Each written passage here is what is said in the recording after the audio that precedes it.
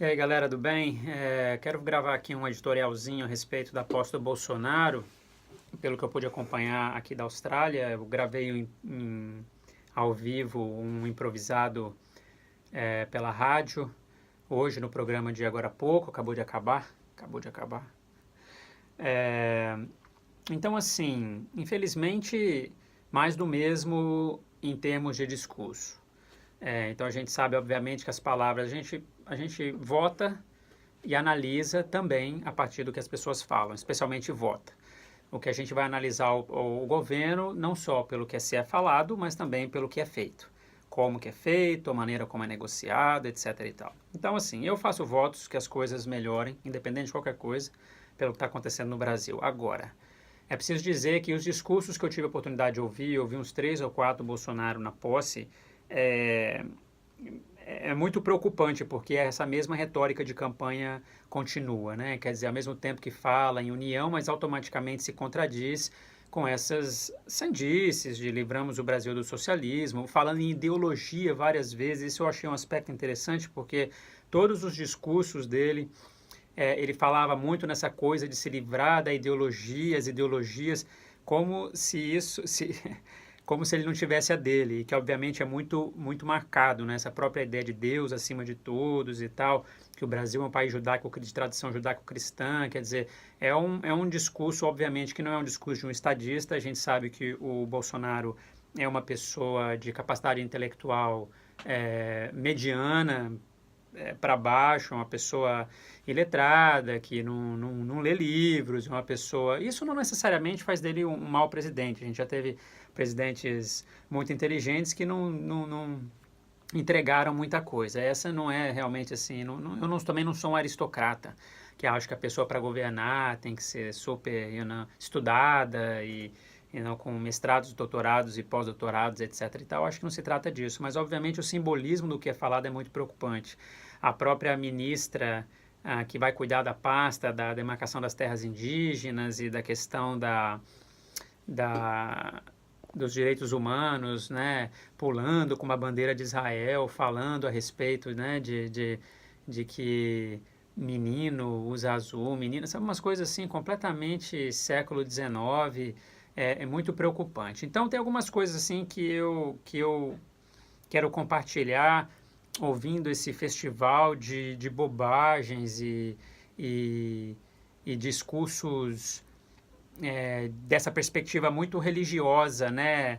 Neopentecostal, coisa de pessoa fanática, né? Religiosa fanática, que tem esse discurso dualista, né? Quer dizer, existe o demônio que tem que ser combatido e extirpado, né? Quer dizer, tudo tem um inimigo, né? Quer dizer, essa coisa muito carregada, muito da guerra, que obviamente vai dividir o Brasil muito mais. Então a gente está em plena guerra cultural. Eu acho que ficou muito marcado desde o discurso da vitória, que isso foi uma coisa que me chamou muita atenção também, essa conversaiada toda religiosa, agora também no discurso da posse, então, e a escolha também das pessoas, esse chanceler das relações anteriores, com vários devaneios que são completamente constrangedores, né, perante a comunidade internacional. Agora, resta saber como é que isso vai se dar em termos da política real, né? Do que as pessoas chamam da realpolitik. Tem alguns aspectos interessantes. O Idelber Avelar, que é um comentarista muito astuto da política brasileira, que mora nos Estados Unidos, mora no exterior assim como eu, ele falou que é interessante esse nacionalismo brasileiro que aparece sempre atrelado à bandeira de Israel e à bandeira dos Estados Unidos. O Pablo Hortelado, que é um outro comentarista muito bom, articulista da Folha de São Paulo, que eu acompanho também nas redes sociais, mais especificamente no Facebook, fazendo um comentário sobre a condescendência do jornalismo brasileiro com relação a todas essas bobagens que estão sendo faladas e reproduzidas, né? Eu tive a oportunidade, por exemplo, de assistir a edição de posse do Jair Bolsonaro no Jornal Nacional e fiquei completamente embasbacado mesmo com a pobreza jornalística, essa mistura de celebridade, com uma cobertura completamente acrítica, sem análise, meio que pedindo para as pessoas, por favor, nos apoiem no nosso trabalho, porque a gente sabe, né, que tem um pessoal bravo com os jornalistas, toda a conversinha da fake news. Foi uma coisa, assim, completamente constrangedora mesmo também ver o que o Jornal Nacional parecia cobertura de final de campeonato brasileiro, sabe? Ah, o fulano, o time foi campeão, os bastidores, né, o vestiário, essa coisa assim meio festa. Brasileiro acho que tudo termina em samba, né, em carnaval e tal. Vamos ver se isso foi só uma trégua mesmo para o pessoal se realinhar e começar a fazer o que o jornalismo tem que fazer, né? Jornalismo que não é oposição é perfumaria. O jornalismo existe para realmente fiscalizar.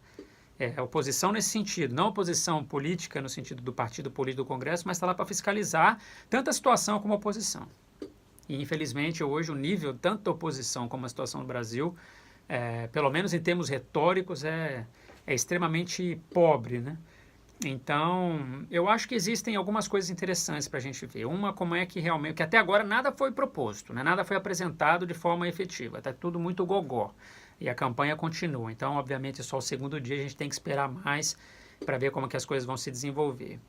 A outra coisa também é que eu acho que isso é uma boa oportunidade, né, do Brasil conseguir um realinhamento, um reordenamento político, né? Porque, obviamente, que não dá, por exemplo, na minha opinião, para ter o PT como o maior partido que é hoje, né, de oposição, representando. É preciso novas lideranças, mesmo até, por exemplo, vamos dizer, dentro da rede da sustentabilidade, o partido da Marina. Eu acho que a Marina também demonstrou durante a campanha passada que não está disposta realmente a lutar efetivamente por uma presidência da República. É preciso que novas lideranças surjam, que saiam do jugo político dessas figuras mais populescas, né? Há exemplo, por exemplo, do Lula, né? Acho que o melhor que o Lula tinha que ter feito mesmo era se aposentar depois que saiu da presidência, deixar o PT seguir o seu curso, as suas transformações, mas não, né? Ficou amarrado, o PT fez esse jogo né, que não ia ter nenhum outro candidato, até lançar o Haddad, lançou tarde demais, etc. Deu no que deu. O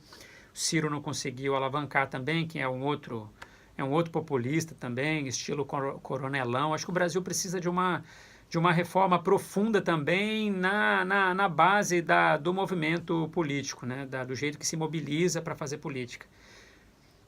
Não tenho a mínima ideia, não consigo ver quem são essas pessoas. Vamos ver agora com o Congresso renovado como é que as discussões vão se dar, porque eu acho que o momento agora é de fazer o que todas as populações têm que fazer, colocar os seus governos em xeque, né? Pressionar para que sejam mudanças que sejam justas para todas as pessoas. O Brasil precisa se desburocratizar, precisa. O Brasil, todo mundo que mora no exterior sabe a dificuldade que é comprar alguma coisa no Brasil. Tem coisa assim. Às vezes você entra num site brasileiro, às vezes não tem línguas diversas, tem que botar CPF, endereço no Brasil para você poder fazer uma compra, uma coisa assim, é como se o Brasil não gostasse de dinheiro. Então tem tanta transformação para ser feita, né, na questão de comércio exterior, da facilitação do próprio empreendedorismo, né, essa palavra que as pessoas gostam de usar. As pessoas fazerem dinheiro circular mesmo, ganharem mais e melhorar, né, a qualidade de vida de todo mundo, também pelo aspecto material, mas também na questão da educação. Ficar só com essa conversinha de salvar as criancinhas da ideologia de gênero, que é um termo extremamente problemático para quem tem um mínimo de conhecimento do que significa questões de gênero. Então, assim, tá tudo continua assim, muito enuviado. Não mudou muito, assim, do ano passado para cá. Ainda tem muitas dúvidas, pouquíssimas certezas. E desejo sorte mesmo para o governo, para a oposição, que precisa melhorar mesmo o seu nível para as pessoas. Acho que a imprensa precisa fazer um papel mais combativo, independente de qualquer coisa. Eu acho que essa tentativa de ser o Donald Trump da América do Sul não vai colar aqui. Mas isso depende também de uma imprensa mais combativa. Acho que os brasileiros também não vão engolir por muito tempo essa retóricazinha de eleição. Eu acho que nem todo mundo que votou para ele é dessa linha extrema-direita. Vai começar a ficar emputecida mesmo. O brasileiro é um povo um pouco diferente. E eu acho que, apesar de ter, obviamente, a base evangélica, ruralista, bancária da bala, nem ruralista, né, do agronegócio, né, porque existe aí agricultura familiar e outros tipos de agricultura também. Eu acho que essas pessoas não formam a maioria da população. Acho que estava precisando mudar mesmo de governo. Preferiria que fosse um governo um pouco mais liberal, no que diz respeito aos princípios e valores, no que diz respeito ao respeito às diferenças, à multiculturalidade. Acho que essa instância neoliberal, onde se coloca a perspectiva do mercado livre acima das responsabilidades civis, é uma armadilha, mas que o mundo todo está indo. Existe uma reação conservadora a todas as conquistas sociais que o mundo todo conquistou ao longo dos últimos anos. Eu acho, por exemplo, que o casamento gay é uma coisa que não pode ser revista, são conquistas que chegaram para ficar, né? A questão do combate ao racismo tem que continuar martelando, a questão da autonomia dos povos indígenas.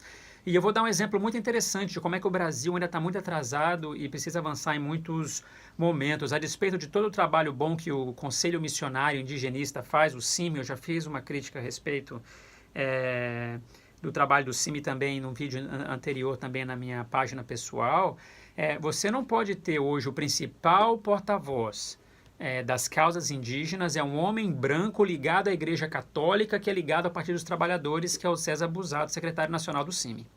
Os índios têm que se organizar, por exemplo, e ter as entidades falar por eles.